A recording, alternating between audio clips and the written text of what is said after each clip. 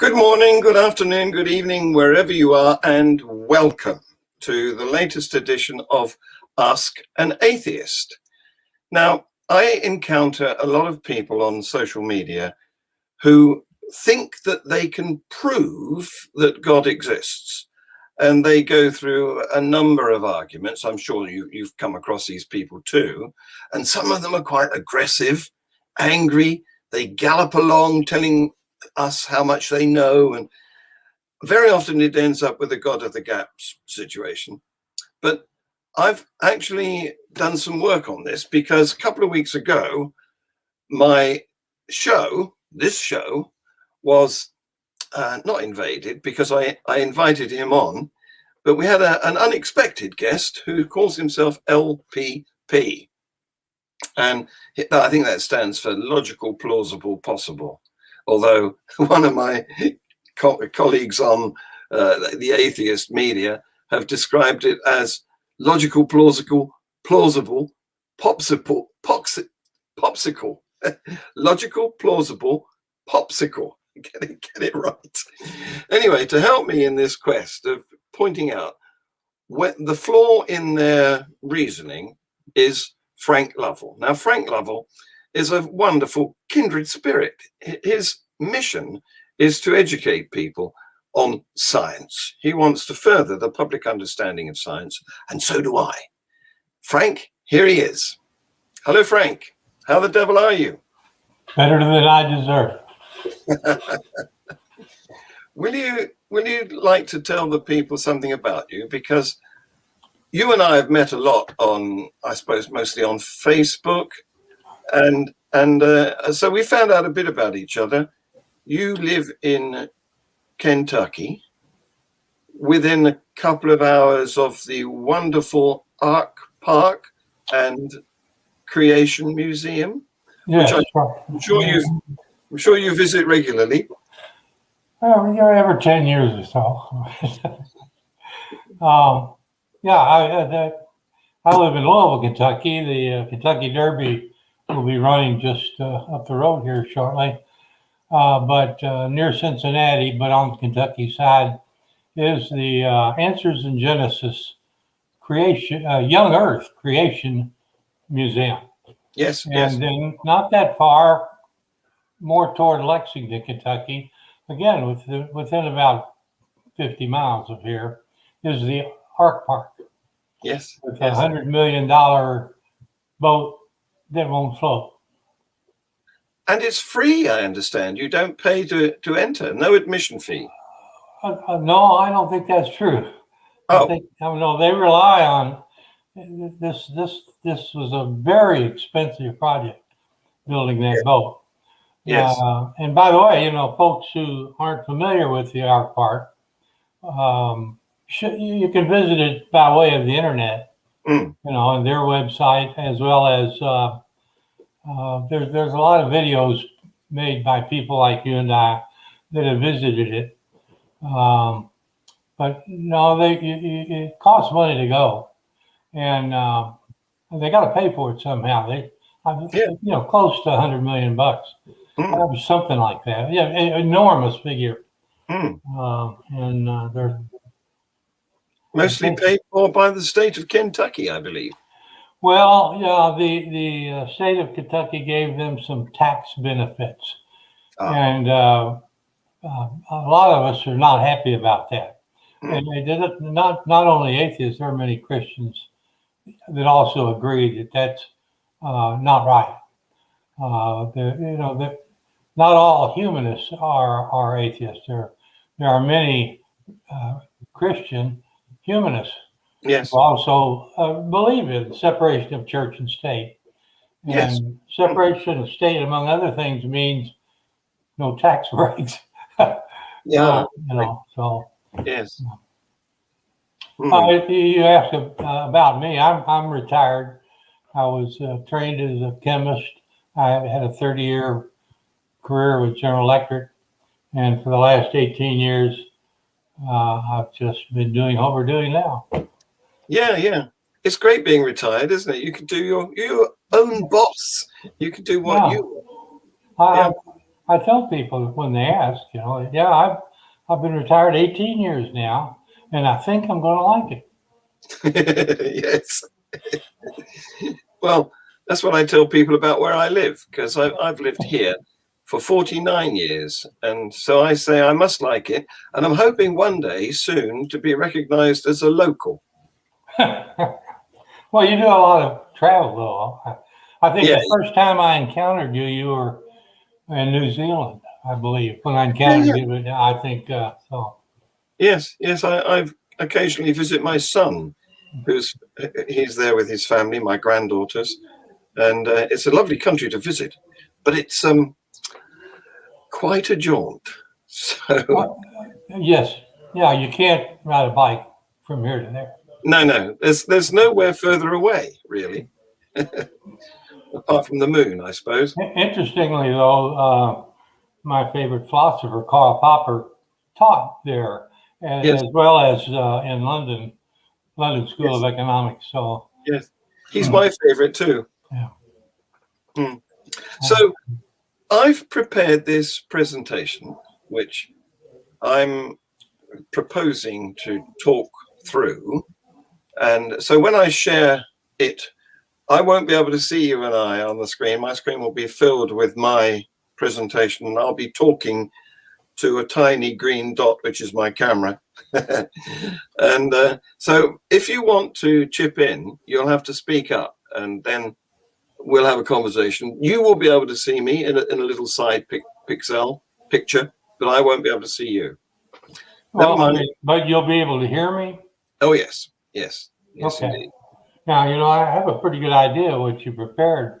I may not need to say much. So, well, I just come to me when you are curious, if I don't speak. I didn't want to inhibit you, so feel free. Let's share screen and see what happens. Yeah, now see, I can either do it like that, in which case you see all the little pictures down the side. Oh, that works. Or I could play the presentation, in which case I disappear. Let's try it like this, shall we? Okay. Yeah. So my contention is that these Christian, very often, arguers, these, what do they call themselves? Apologists. I'm not quite sure how they came up with that title, but it seems appropriate for an entirely different reason from the one they're using it. Anyway, the problem that they seem to have to me is that they think about things, work through a logical syllogism, come to the end of it and the outcome of it, and they think they've finished. They think they've proved their God, and they are then looking to me to disprove their God by going through a similar process. Well, my argument is that isn't how you do discovery.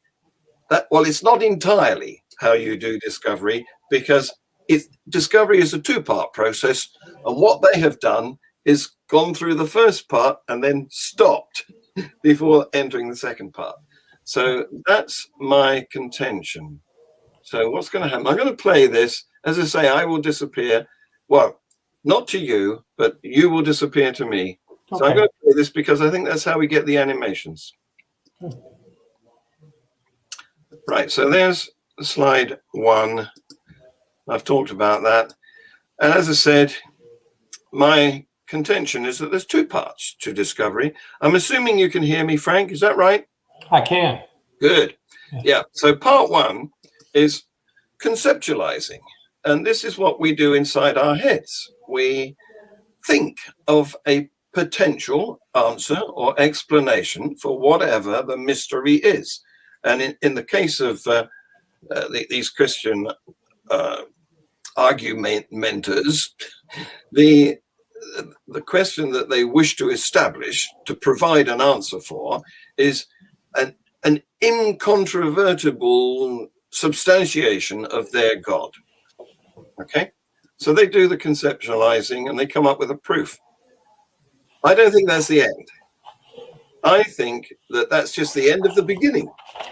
And what they have come up with is justification of a hypothesis, which then needs to be put into an investigation.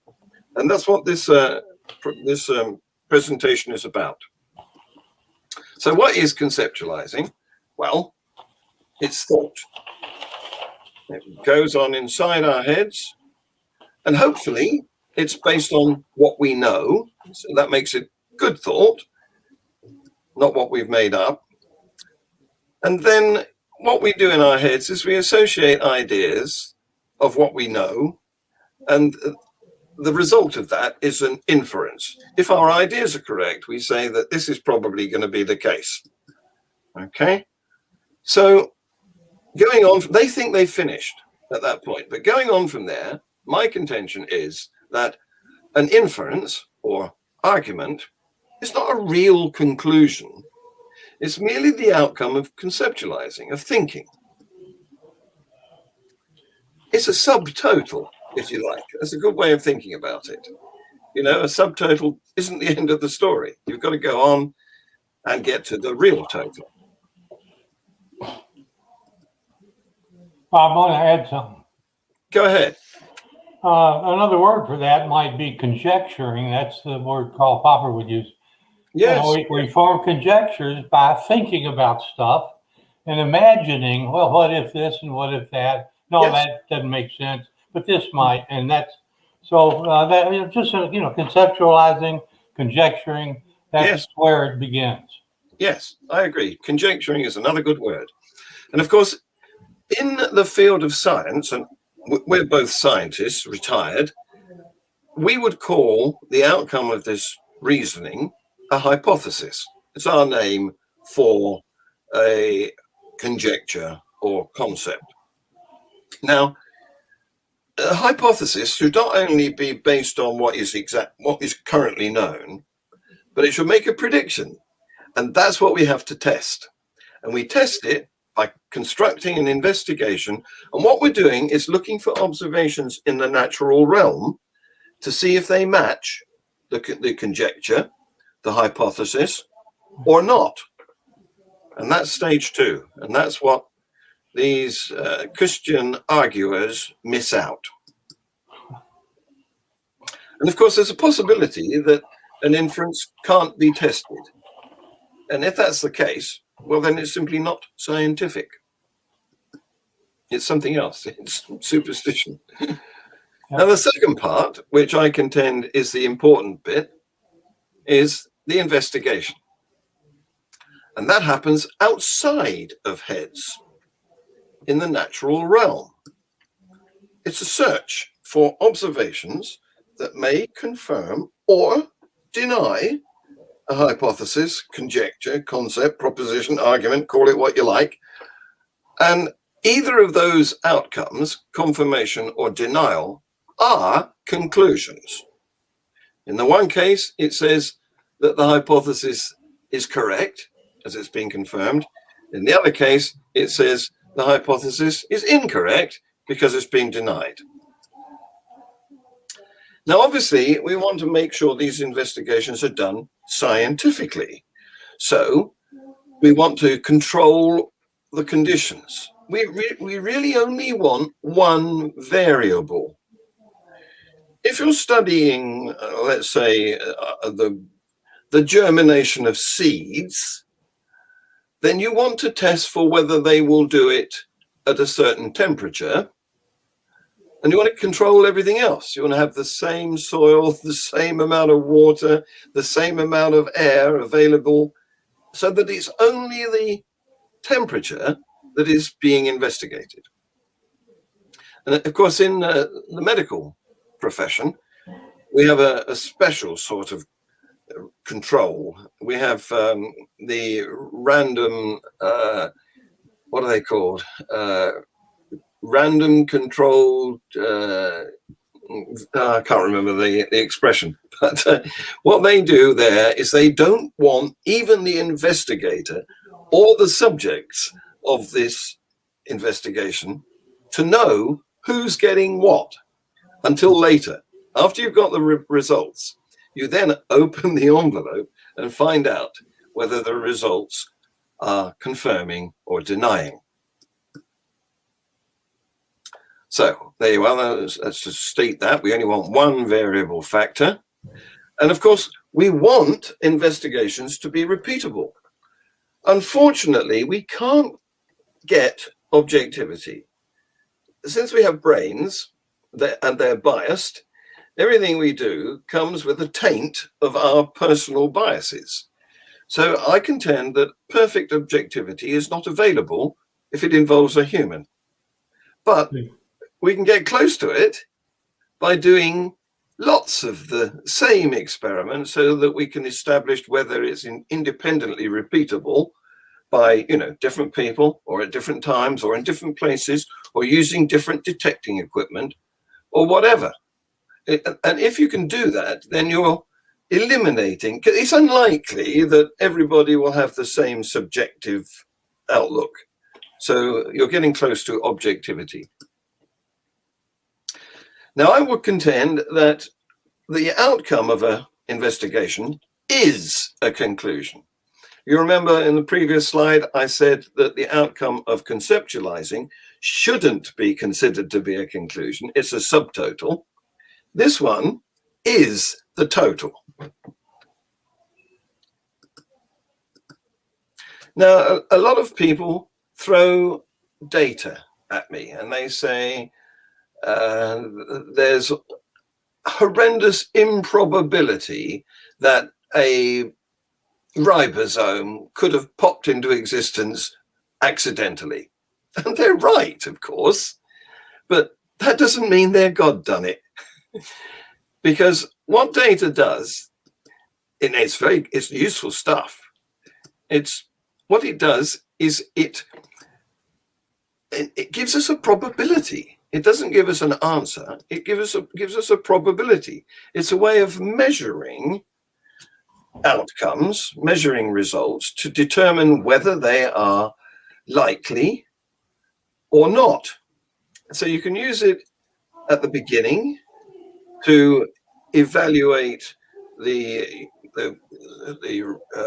veracity, no, that's not the right word, the rigor of your experiment, or you can do it at the end to evaluate the results you've got to find out whether they are within the bounds of possibility.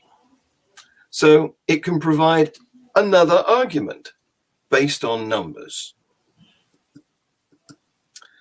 Now, we want prior knowledge. Frank, you got a contribution? Well, I'm just saying, so far, you're right on. Great. Thank you. We want prior knowledge. We're not going to make reasonable concepts, conjectures, if we're making stuff up.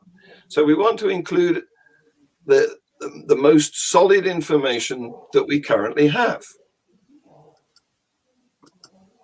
Quite right. But even if we're using correct, true premises, premise 1, premise 2, and then an inference, you can't say because premise 1 and premise 2 are correct and there's substantial evidence for them being correct. You can't say that the inference must therefore be a conclusion, because what you've done is you've assembled ideas. You've joined dots and associated some ideas, and it sounds reasonable that your inference should be true, but you've got to test it. It may not be, because there's been a lot of syllogisms that have come up with inferences which have turned out to be untrue. Yeah, let me say, it's important to test those. That's really where the element of empirical science comes in, or the process. Exactly. There's a good reason to think we should put some effort into testing this. Yes. To find out if it really holds up. Yes, this is a reasonable hypothesis, but now let's test it. Exactly. Experimentation, that's the way forward. And of course, it was discovered, is that the right word? Invented, possibly, in the Renaissance, when the philosophers until then, Socrates and Aristotle and Plato, they had done all the thinking, but they didn't have the capability to do the investigations. Microscopes hadn't been invented. Telescopes hadn't been invented. They had very few instruments. They had a piece of string and a ruler, and that's about it. So it was in the Renaissance that we worked out that philosophy wasn't the end of the story. We've then got to do what they called at the time natural philosophy, what we now call science. I have more to say about that later, but I'm making a note to do it. Sure, great. So there you go. And if you can't do this, and go back to the point, then whatever that concept was, it's unscientific, untestable. Now, I'm going to give you some examples of putting this into practice. Number one, relativity. Einstein. He did a thought experiment. He really was an armchair philosopher or an armchair scientist with a pad of paper and a pencil. And he came up with his theory, various, there were two, weren't there? General and special relativity. He did that thinking over the period 1905 to 1915. Did we consider that to be the end of the job? No.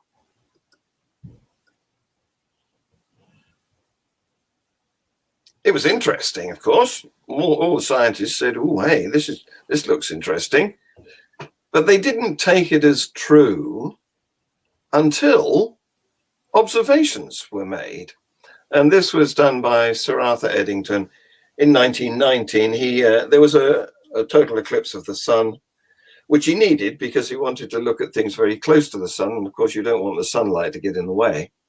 So he tripped out to some island in the Atlantic where totality was going to pass over, and he observed starlight being bent by the sun's gravity well.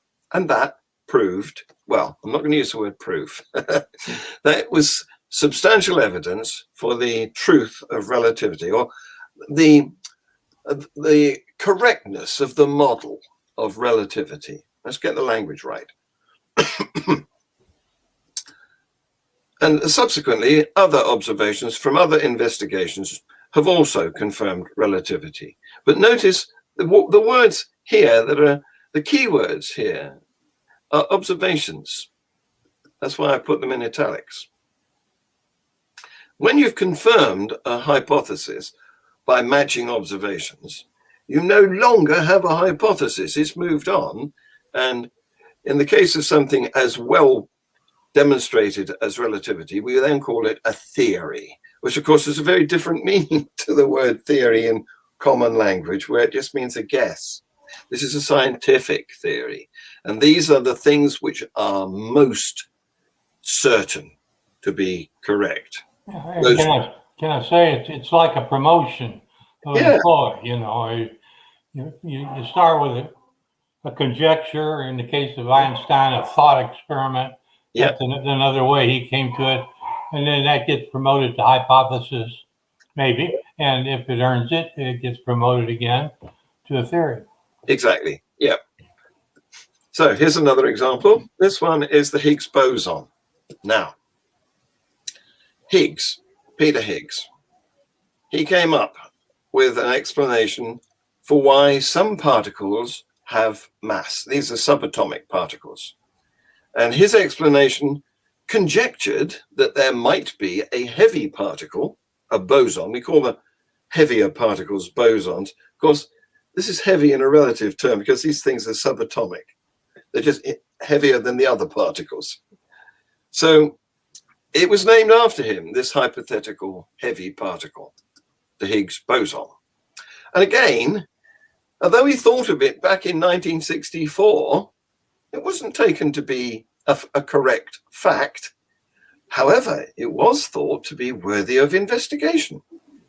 So It's extremely difficult to investigate, unfortunately, because it has a very short life. It's unstable and it's fleeting, just a second or even less. But using the Large Hadron Collider, ramping up the power in 2012, we actually observed Higgs bosons occupying the level of energy expected and predicted way back in 1964. And at that point, the Higgs boson was confirmed. In other words, it's no longer just not just a thought anymore. Now we've observed it. It's now as real can possibly be. Example number 3, the gravitational waves. Again, these were implied originally by Henri Poincaré, and way back, because Einstein's relativity indicated that they might exist. And then some indirect evidence came from observations of orbital decay. Astronomers observing how moons orbit their planets noticed that they were gradually getting closer, and that's the decay of the orbit. And that fits the proposition that there are gravitational waves. However, we actually observed them in 2015 when a collision between two black holes incalculable distance away was detected by two LIGOs in 2 laboratories in the USA. I'm not sure which the laboratories are anymore, and I need to check that. I don't remember where they were, but it's a laser interference gravitational wave observatory. So again, the key word is observed. And once observations have been made that match the hypothesis, now we've moved on. They're no longer a hypothesis. They're as factual as it's possible to be. Now, I want you to notice that none of these hypotheses, conjectures, inferences, arguments, conceptualizations, none of these outcomes of thought that went on inside craniums are taken to be good models of reality until or unless they are actually confirmed by observations. That's the key bit. So don't tell me you've thought up a clever way of proving you're God. You've got to observe him. It. Yeah, I'd like to say a little bit more about that now. Newton, classical mechanics, Newton came up with some relationships that met every test that we were able to make. Yeah. And I guess, in the turn of the century, it was highly regarded to be the truth. Yes. Mechanics work this way. Yes. And there weren't any other tests really being done to challenge that, although there were experiments that began to suggest that wasn't really true. Yes. And that's what led to special relativity eventually. Yes. By way of Einstein. So even when you think you've met all the conditions and tests you can think of, it's still a mistake to say we now have, beyond all doubt, the truth. Exactly. Yeah. Because next month or next year we may discover a new empirical evidence that says not quite. Yes. So I'm just saying that you never reach the end. No matter how solid things look today. Exactly. Science is always entirely provisional, in quotes, because I reckon that there's some things that are less provisional than others that we can take as being as strong a fact as it's possible to get for the moment, without shutting the door on what might happen tomorrow. Well, that's right. And even in the case of competing theories that haven't been differentiated by observation yet to a great deal, it's still going to be some, you can favor this one or favor the other. Yes. And that too is a function of the data you get, the quality of it, the diversity of it. Yes. And of course, hypotheses, you can choose, as you said, favor to like them or not, because they're still at the thought stage, and you can have your personal preferences. Right. Yes. Until new data comes along, then you may have to reevaluate those. Exactly. Yes. And you're right about Newton, because Newtonian mechanics is very good. It's sort of, 95% accurate, but they began to notice that the orbit of Mercury didn't fit. It wasn't what they observed, wasn't what Newtonian mechanics predicted. And that's when they began to suspect that there was more to the story. Anyway, 2 more examples. Example number 4. This is the proposition that there is ET. Okay. And it's based on what we know, prior knowledge. Because we know now that there's probably, the sun is a star, and there's probably about 2,000 billion, these figures are so big I often get them wrong, suns in our own galaxy, which is the Milky Way. And there's probably about 2,000 billion other galaxies as well, each with 2,000 billion of their own suns in them. And now that we've got the Hubble telescope, we've been discovering that the average sun has 7 planets round it. So now we've got an uncountable, unimaginable number of planets, some of which will be like Earth, inevitably. They will be in the Goldilocks zone where water is liquid. And the chances are that if life pops into existence, like, it it hasn't been proved it doesn't, then the chances are huge that there is life on some of these other planets. Let's face it, we may discover tomorrow that there actually was life, may still be life on Mars. Now we're looking at it with, closer inspection. So that's the background to this example. And Frank Drake came up with an equation. He used some estimates of various factors and worked out that there's still, even when you factored in the unknowns, there's still an incredible probability of there being extraterrestrial life, some of which may be intelligent.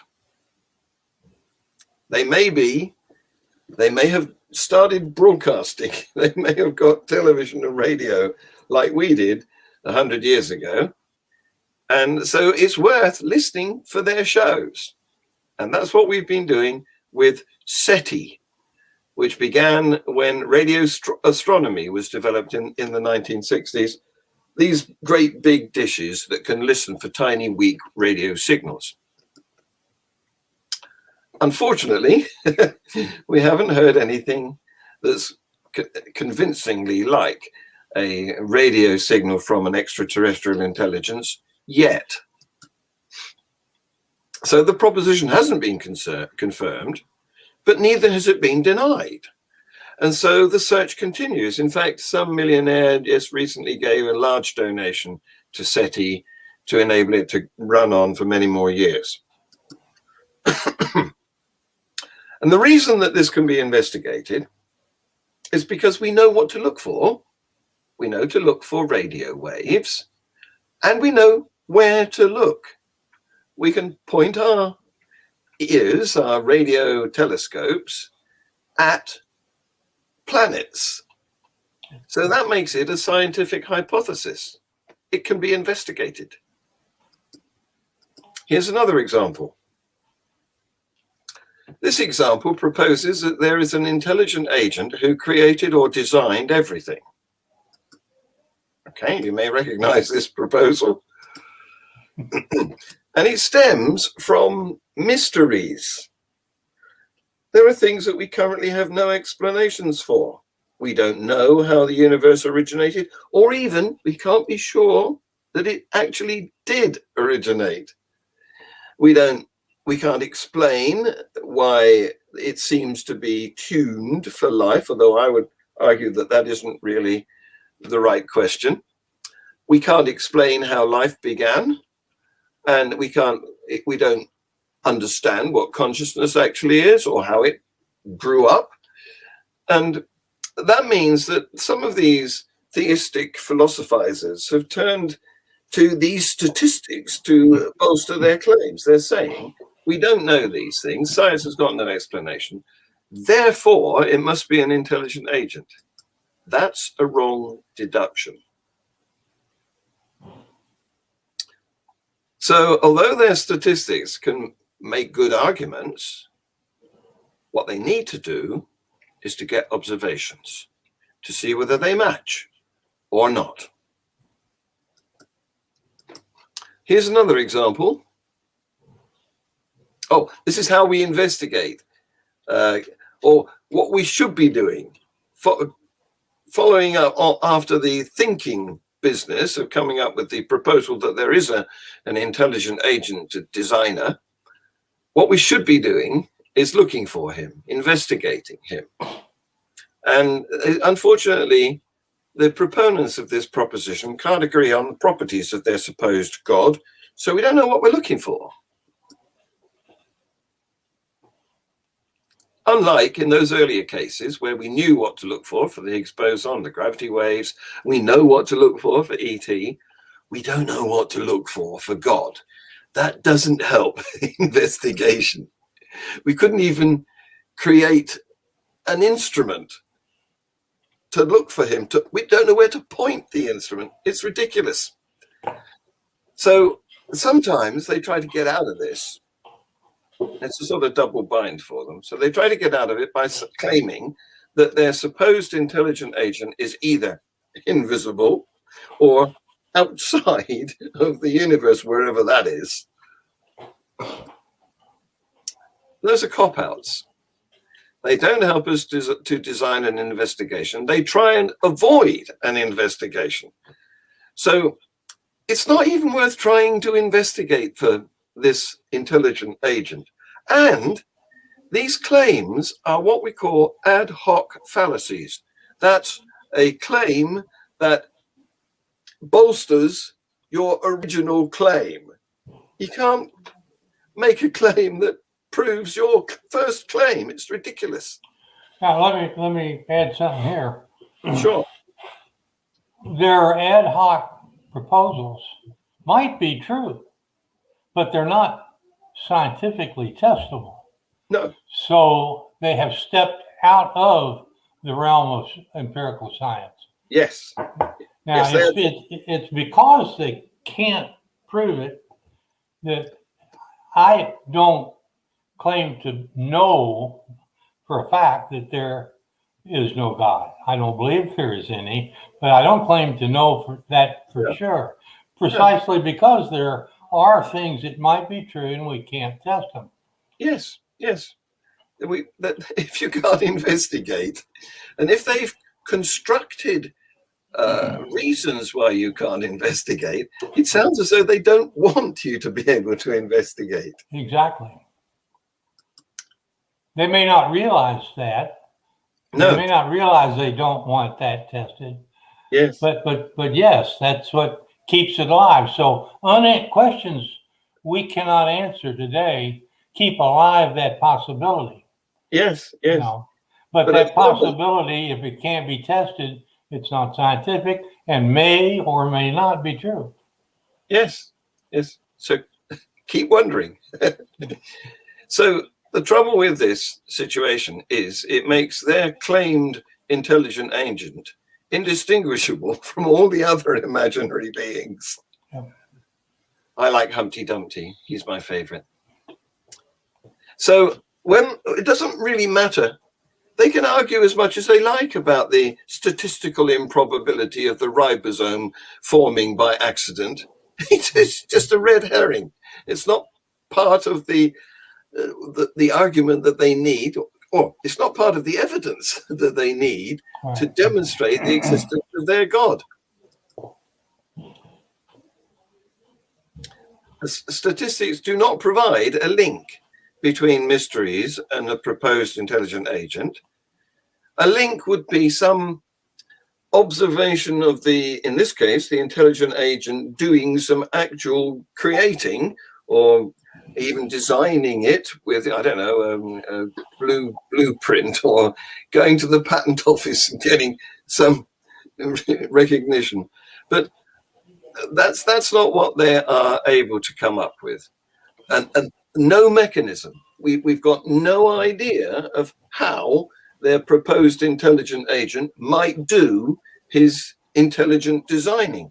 What we want for our explanations is links. We want to be able to say things like, we know, for example, that the heart pumps the blood around the body because we can see that the heart is a muscle that contracts and is connected to a load of pipes that come back to it. And that's a mechanism. That's what we want. Yeah, another phrase that I use a lot to try to help people understand why they don't have a convincing case. Statistics are like signposts in a way. That if you want to go to London, take this road. That's your bet. That's a better chance than this road or this road, for example. But statistics cannot, not even in principle, vanquish uncertainty. No. You need data. You need data. Well, even data can't squeeze that last little bit of uncertainty out, but it can get you really close. You can feel comfortable when you have data that supports what you think should happen. So yes. But my point would be, no amount of statistics or data can actually get you to London. Well, no, right, exactly. It's not a mechanism. You need some form of transport. Right. So there you go. Only observations of the agent, preferably actually caught doing the job, could confirm beyond doubt its existence. And we know that's impossible. Beyond reasonable doubt. Yes. And we know that's impossible. If that phrase works for courts, I'll use it too. Yes, absolutely. Yes. Because there is no absolute. We've got to just remove the doubt that's remaining as much as possible. And we can only do that as far as is reasonable. Yep. And you can't do it with statistics. No. You need data that match. But statistics is useful, though. You can use statistics to cut down on the number of wrong roads you take to get to London. So. Absolutely. Yes. So very often they get into the science can't explain this. And nobody's claiming that science has got all the answers. But not having answers doesn't solve questions. That's right. Yeah, and I don't know any scientists who claim science has all the answers. No. I do know some Christians that claim that the Bible has all the answers. Yes. They have all the answers. Yes. They know with certainty. That's what they tell me. Yeah. Well, if science did know all the answers, we'd stop doing it, wouldn't we? We'd close all the universities, stop teaching it in schools, because it would become history. Exactly. I'd go fishing. Yeah. Well, I wouldn't do that. No? Scuba diving. I'd find something else to do, indeed.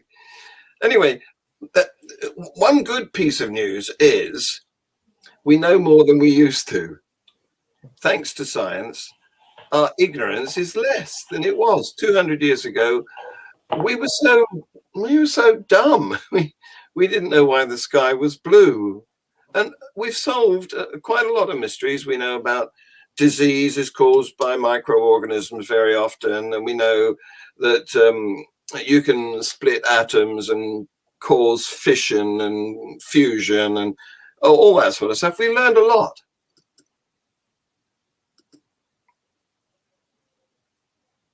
And we're still learning.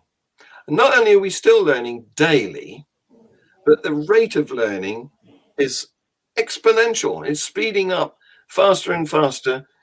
When you think about it, in my lifetime, we've gone, just taking sound recording, we've gone from, not wax cylinders, I'm not that old, but I do remember some people collecting, not vinyl, but was it shellac? Those brittle record discs. And then we went to vinyl, then we went to tape, then we went to CDs, and now we're on digital and we can download or use a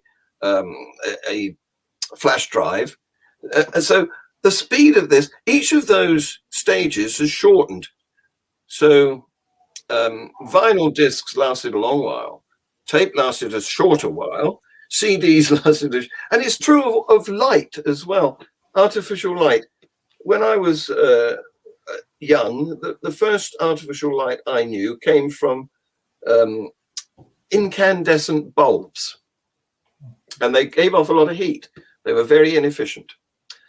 Then more recently, about the end of last century, they came up with fluorescent bulbs, which gave out light and used less wasted heat.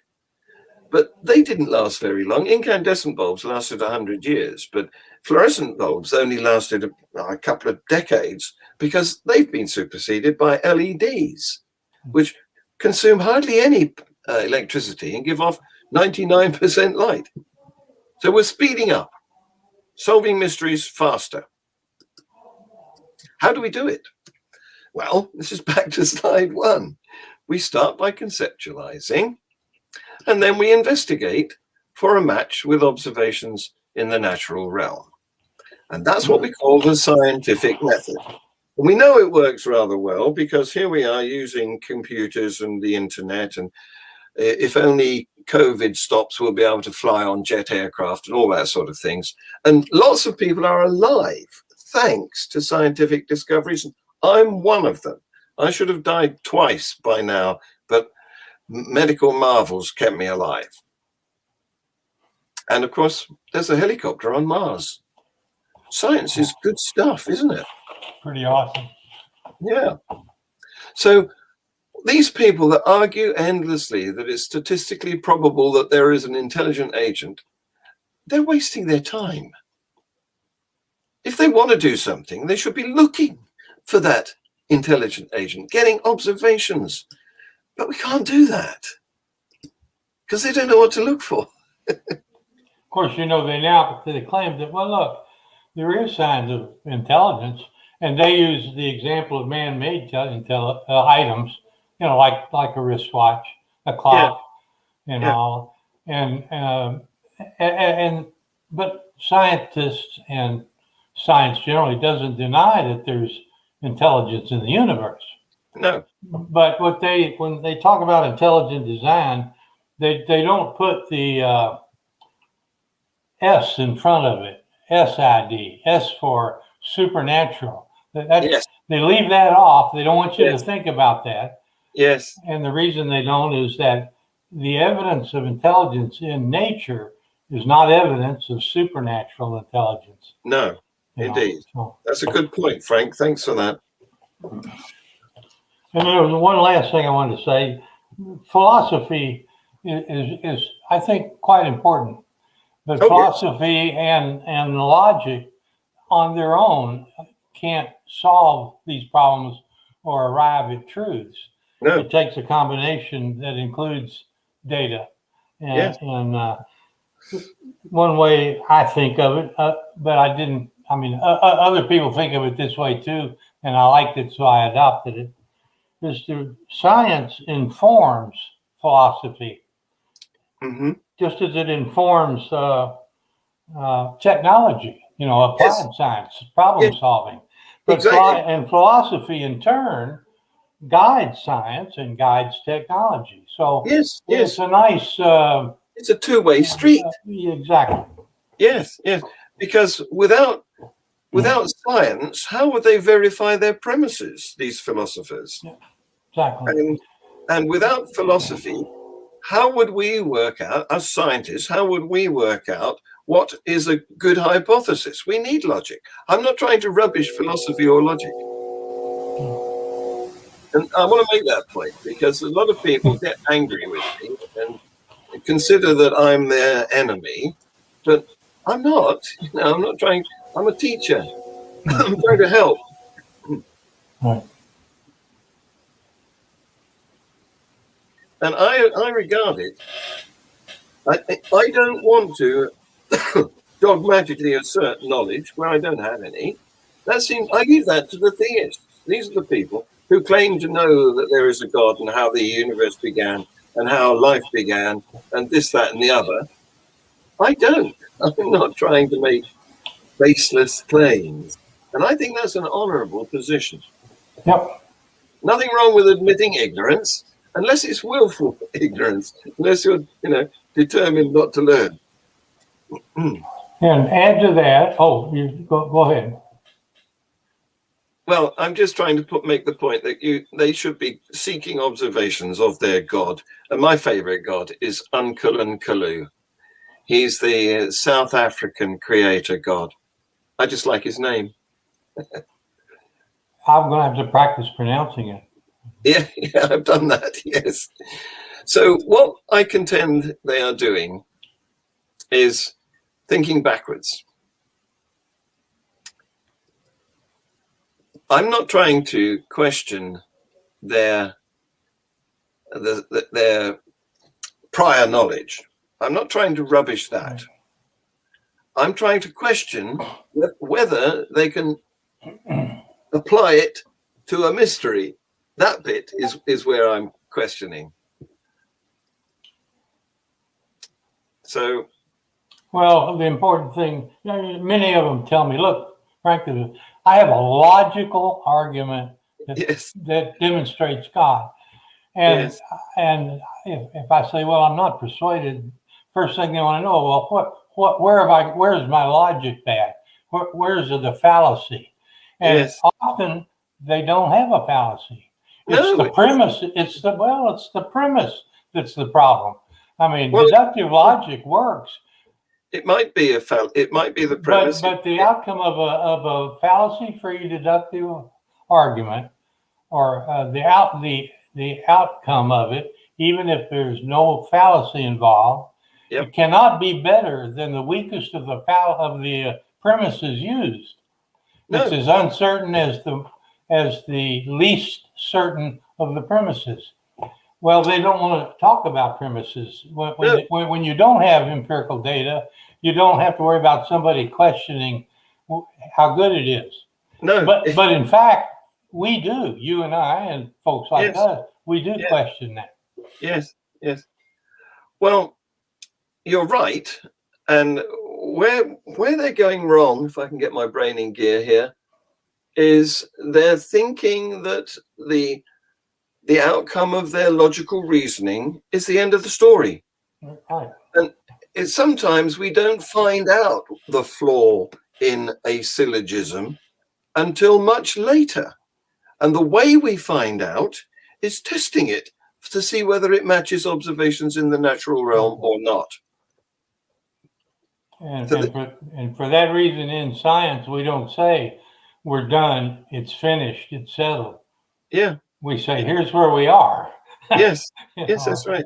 Yes, indeed. So my contention is that no matter how plausible your logic sounds, it still needs testing. Absolutely. And philosophy is a dialectic. What's a dialectic? It's a discussion of opinions. That's it. Yeah, exactly. Right. Thank you. And thinking and opinions vary. Thank you. Well, we've got some people, a small but select audience, and I see actually we've got some thumbs up signs, and we've got some comments too. So let's put some comments up and see what these people have got to say for themselves. Jason Torn, do you know him? No, but that doesn't mean we aren't. We might be Facebook friends. I have exactly. A few. Yeah, yeah. And he's obviously somebody who knows about Karl Popper and falsification. So he's a kindred spirit. Yep. Science doesn't deal in absolute certainty. I would say there is no absolute certainty. Everything is relative. Exactly. Yep. And we've got a holla from Philosophish. And can I ask an atheist anything? Please. Well, you can. You can. Go ahead. Let's see what.